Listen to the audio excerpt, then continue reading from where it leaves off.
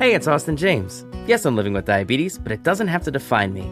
Thanks to the Freestyle Libre 3 Plus sensor, I get real-time glucose readings throughout the day. The Freestyle Libre 3 Plus sensor is small and easy to wear, giving me the freedom to focus on my life as a parent and a musician. Now this is progress.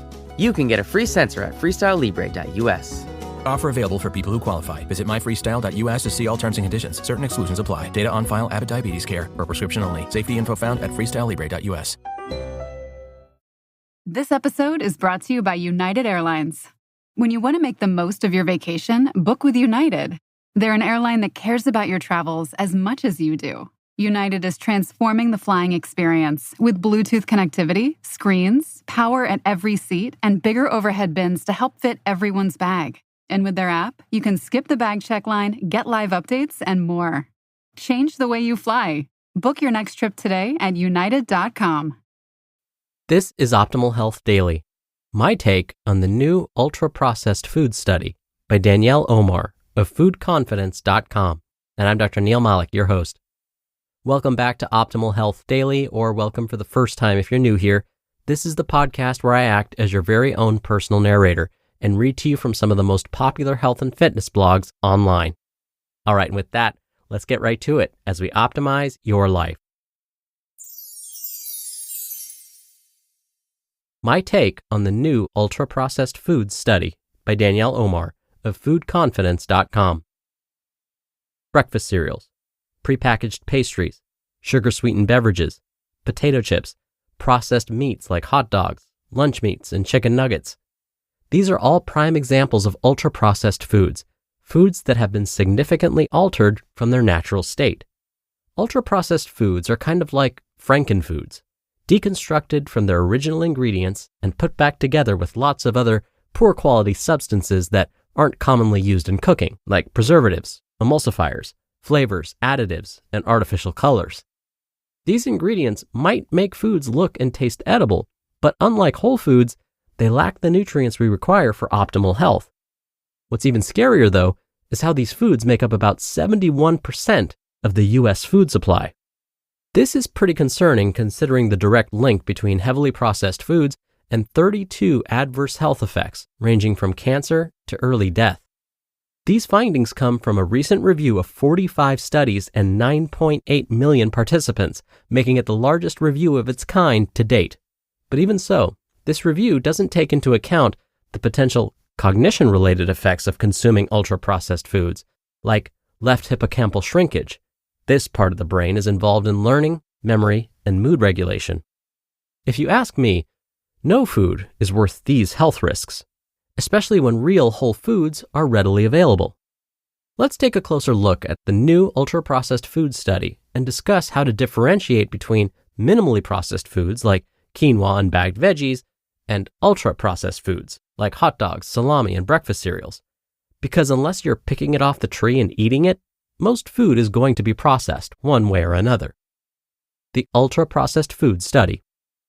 According to the peer-reviewed report published in the British Medical Journal, ultra-processed foods like prepackaged meat products, pizza, hot dogs, chips, ice cream, and chocolate milk are directly associated with an increased risk of cancer, cardiometabolic disease, anxiety, depression, asthma, adverse sleep-related outcomes, and cardiovascular disease-related mortality.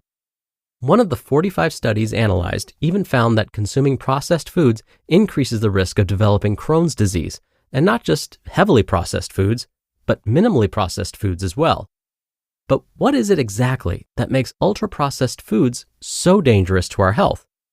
In comparison to other foods categorized under the 4-grade NOVA classification system, ultra-processed foods are often high in chemicals, food additives, preservatives, sodium, sugar, and saturated fat. They're also low in vitamins, minerals, dietary fiber, and other essential nutrients, and contain few, if any, whole foods like fruits, veggies, whole grains, and nuts. Other foods categorized under the NOVA system include 1. Unprocessed or minimally processed foods. These include Group 1 foods such as fresh, frozen, or bagged fruits and veggies, eggs, unsalted nuts and seeds, plain and unsweetened milk, dried beans and legumes, and bulk or prepackaged grains, 2. Processed culinary ingredients. These include Group 2 foods such as sugar, salt, oils, butter, fats, maple syrup, and honey. 3. Processed foods. These include Group 3 foods such as canned beans and legumes, tomato paste, salted nuts and seeds, canned fish, freshly made breads, and fermented alcoholic beverages. And ultra-processed foods and drinks fall under the 4th group, the most processed and least nutrient-dense of all 4 groups. Examples include sodas, instant and pre-packed meals, sweetened yogurts, margarines, and packaged bread products like sandwich bread, hot dog buns, and hamburger buns, and the list goes on. My take on processed foods. As a registered dietitian with more than 20 years of experience, I can't say I was surprised by the study's results. After all, I've written about processed foods in the past. I also have an entire course devoted to removing these foods from your diet. For years, we've known that heavily processed foods increase our risk of non-communicable diseases and early death.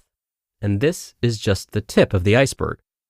Ultra-processed meat products like hot dogs and sausages were even classified as Group 1 carcinogens back in 2015 after researchers found that consuming 50 grams of processed meat daily increases a person's colon cancer risk by 18%.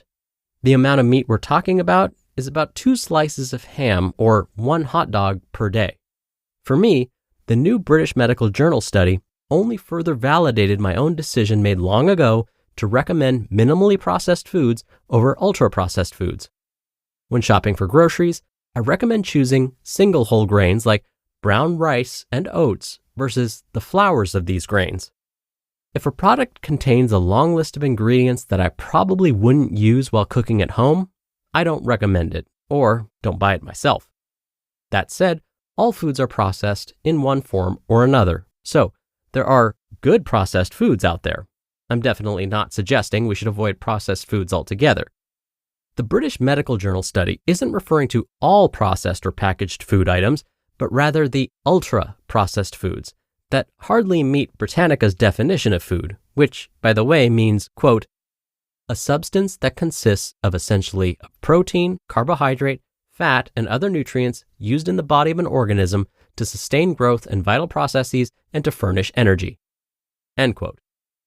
On the other hand, many minimally processed foods are essential in a nutritious, well-balanced diet. These include bagged veggies and frozen fruit, nuts and seeds, BPA-free canned beans and legumes, oats and single whole grains like wild rice and quinoa, canned tuna and salmon, granola, and some energy bars and baked snack foods. When in doubt, read the food label. If a food item contains 5 or more ingredients that you don't recognize or wouldn't use to prepare food at home, then it's probably best to leave it on the shelf. The bottom line. I know the results of the recent British Medical Journal study may seem dire, but having this new information is actually empowering. It's an important reminder that we have the power to influence our health and well-being through the food choices we make. You just listened to the post titled, My Take on the New Ultra-Processed Food Study by Danielle Omar of foodconfidence.com, and I'll be right back with my commentary. When you're hiring, it feels amazing to finally close out a job search. But what if you could get rid of the search and just match? You can with Indeed.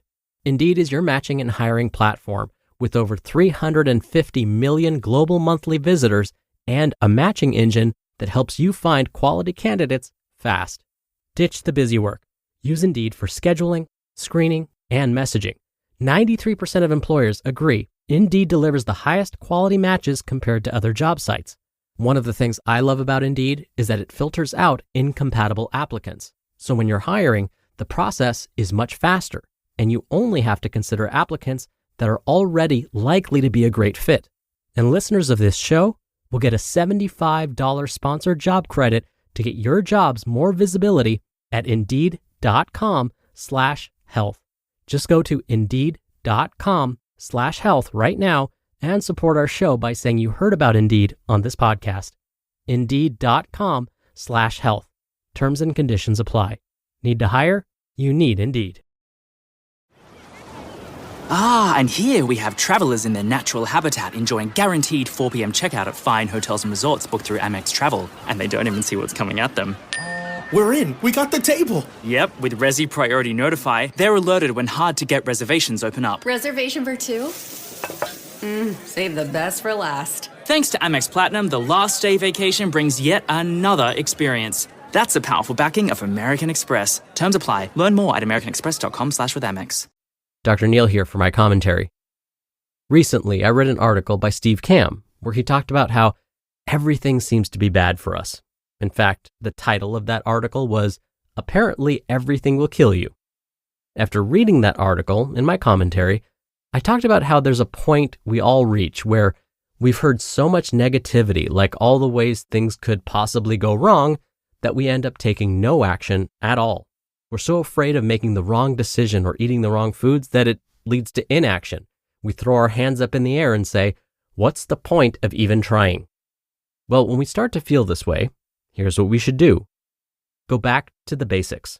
Ignore what you may be hearing about the newest, greatest superfood that you must have, and go back to the basics, just like today's author Danielle said.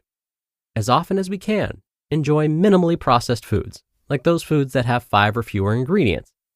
If we eat highly processed foods, like we all do, don't stress about it. Instead, again, just try to consume minimally processed foods as often as we can.